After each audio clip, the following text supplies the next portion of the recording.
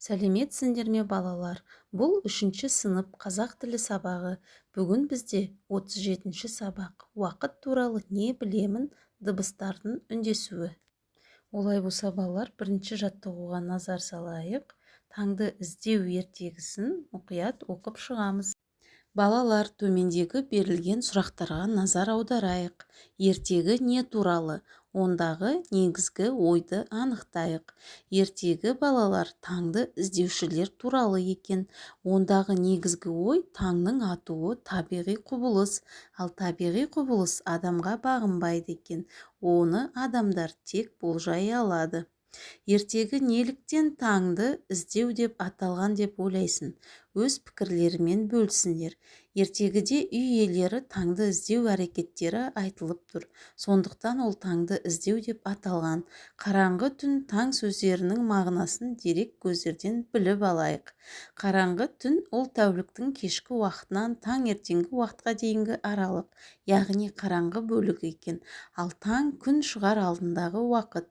Төмендегі суреттердің қайсылары ертегі мазмұнына сәйкес келеді? Өз ойларыңды дәлелдеңдер. Бірінші және үшінші суреттер ертегі мазмұнына сәйкес келеді. Бұл суретте қараңғы батқан кез және таңның атып келе жатқанын көруге болады. Балалар, екінші тапсырмаға қарайық. Жұмбақты оқып шешуін тап. Секунды жоқ тық-тық еткен, есесіне қыт-қыт еткен, қанаты бар, сағаты бар. Ол не, балалар? Әрине, әтеш.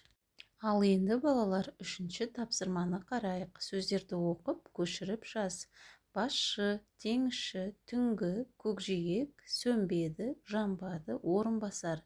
Яғни бұл жерде сөздердің айтылуы мен жазылуын салыстырамыз.